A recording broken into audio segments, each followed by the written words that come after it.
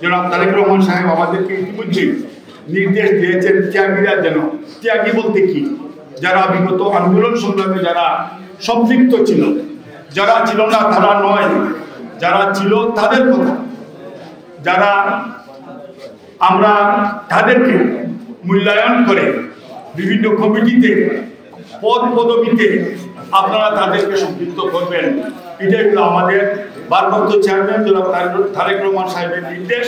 আমরাও আপনাদেরকে অনুরোধ করি, আজকে যারা মিটিংয়ে উপস্থিত হয়েছেন কম লোক, তারেক রহমান সাহেবের প্রতি অনেক ষড়যন্ত্র, গান চড়ার প্রতীক, এই প্রতীকের প্রতি অনেক ষড়যন্ত্র।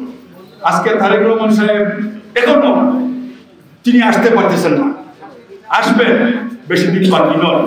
উনাকে সবাই ভয় করে, ভয় করে একটাই কারণ বিগত সময়ে তারেক রহমান সাহেব আসার পরে যখন নির্বাচন হবে, তিনি যখন ইনশাআল্লাহ আল্লাহর হুকুমে প্রধানমন্ত্রী হবেন, তখন দেশের অর্থনৈতিক চিত্র অন্যভাবে চলে যাবে।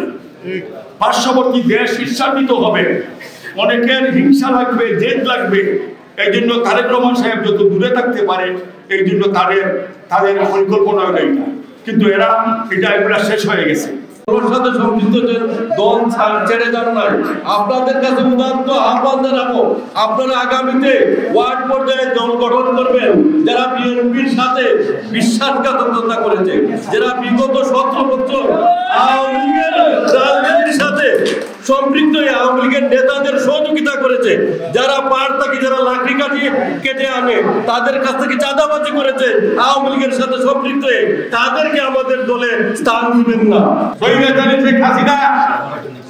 এমন একটা শিক্ষা ব্যবস্থা করেছিল যে শিক্ষা ব্যবস্থায় আমাদের বিশেষ করে যারা এদেশের কৃষক শ্রমিক মেহনতি মানুষ তাদের বাচ্চা কাচ্চারা যাতে লেখাপড়া করতে পারে না, জানেন তো আপনারা, তারা এমন এক সিস্টেম করছিল ক্লাস 1 থেকে কোনো ফাইনাল পরীক্ষা নাই, 10 জনের একটা গ্রুপ হবে, গ্রুপ প্রধানই দাম হবে টাইমে দাম।